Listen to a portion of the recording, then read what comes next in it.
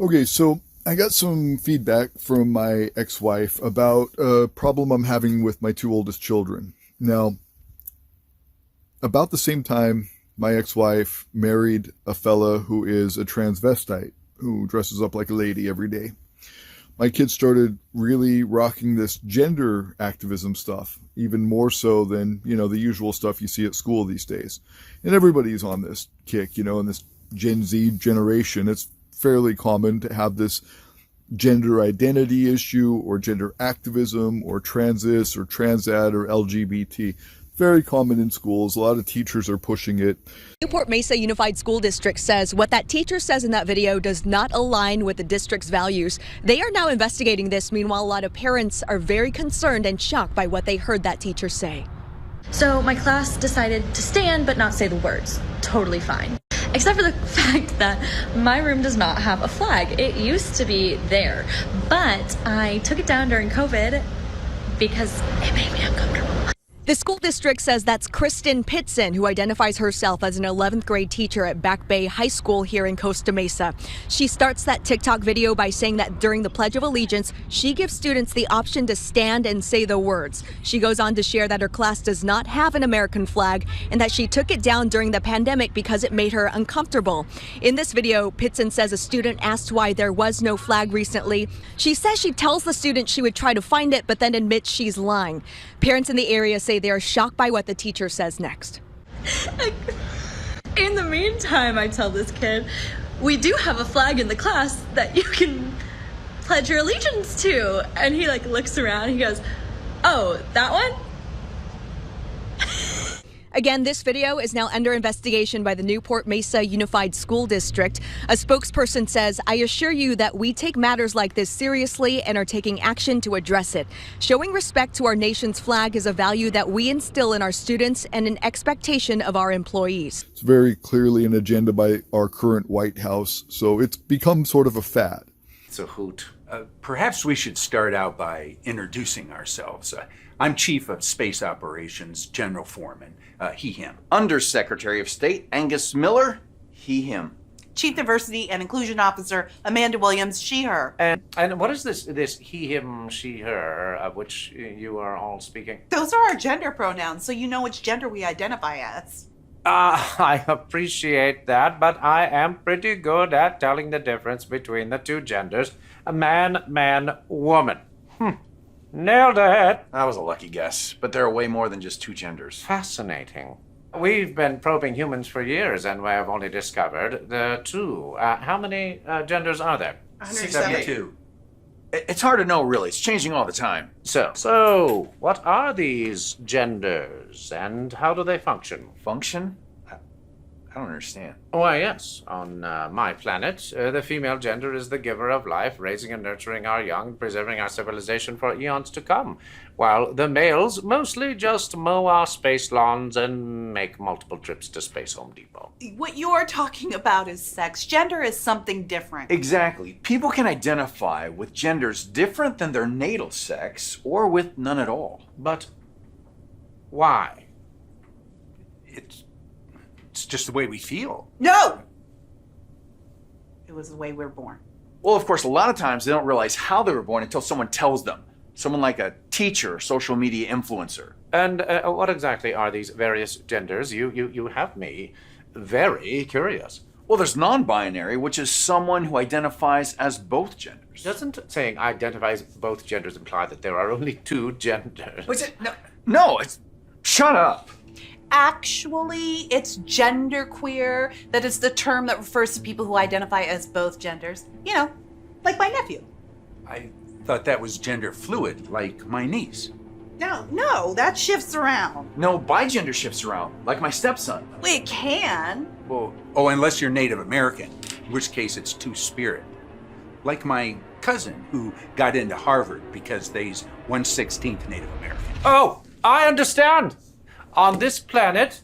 I'm not saying it's a fad for everybody. I'm just saying, there's certain triggers that I see that has happened. And there's this degree of activism, from me and my ex-wife. Like, I've been an activist my whole life for cannabis legalization, libertarian purposes. my ex-wife has been very gender-oriented in her activism. And now she's got a fella who's also kind of a gender activist, and she's married him since our divorce.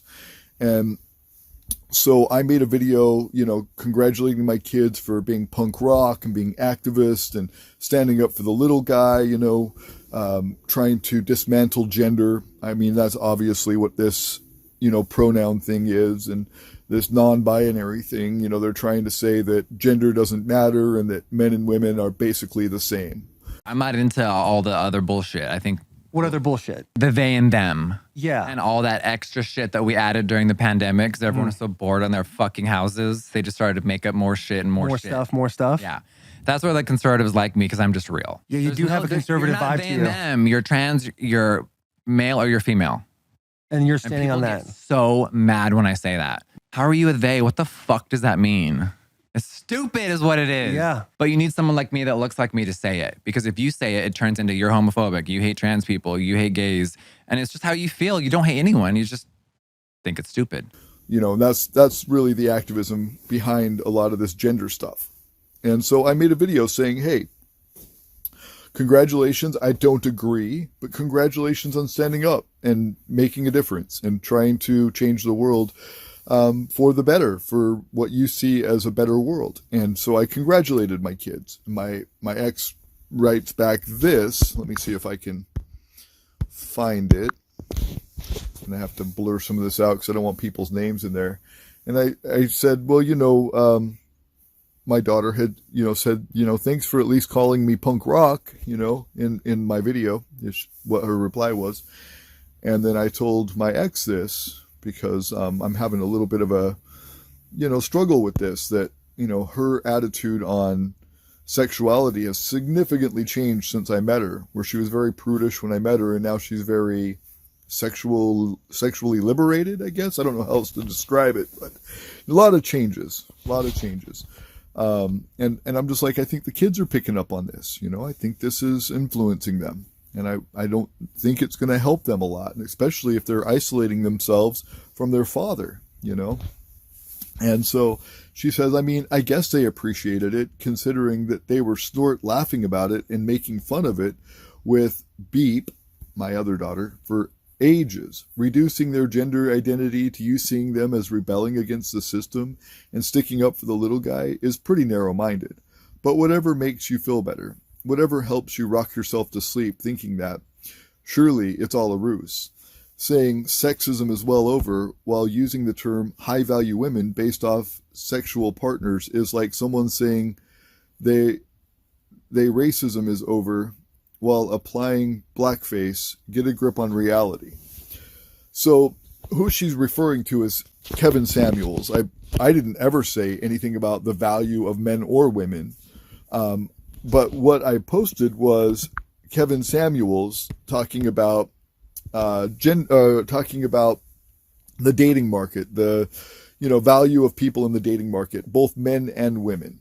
See, this is a couple of the other replies where she's saying that you're reducing their gender identity to activism.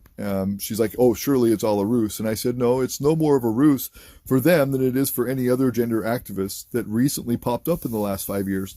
No more than my cannabis activism was a ruse either. And then I said, as for Kevin Samuels, who you are referring to, is who used the words high-value women, I did not. He also talks about the male value in the dating market too. He does as much of the male value as the female value. He's a pretty popular YouTuber. Anyway, and then she just kind of dismisses me. Anyway, and I said, but I never used that term high value fill in the blank. Never happened. That wasn't my point in referring to that video. There is a value in the dating market, male or female. And it was posted to my Rich Garvey Banton account, which no one in the family is connected to. So people have to go searching for something to be offended about, which is sort of an activist thing to do. I get it. But I'm not pushing that media on anyone. It's on an account that no one is connected to. So now I'm just going to show you what I've found about Kevin Samuels. Like, if you look at his media, why men should stop wearing Jordans. He's always criticizing men. How to get out of tough times. Women's 9 red flags. Oh, Kevin Samuels destroys 5 bitter men with broken lives.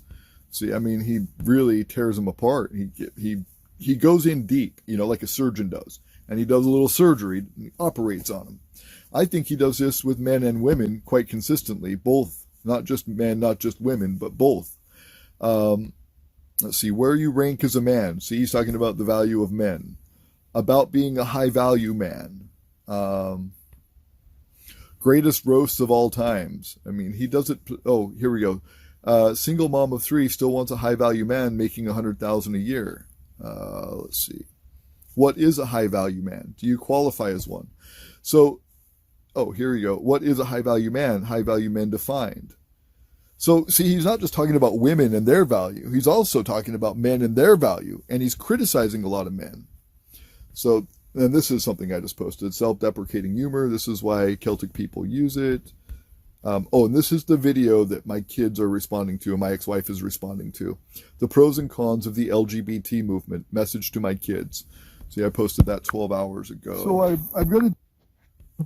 views is all. But I just wanted to, define to my kids what I mean when I say I'm not going to change my language or I'm not going to agree with your points of view. Even if I respect you and love you and respect your points of view, I'm not going to adopt those points of view. I can still respect you without adopting your political philosophy or your ideology. And so that's what that was all about. Anyway, I just wanted to make that clear. Thanks for tuning in. And check us out on Twitter. I'm really starting to remove myself from the other social media platforms, Facebook and YouTube. I'm really trying to, move to Twitter almost exclusively. So check us out at Twitter at Disruptarian. Peace.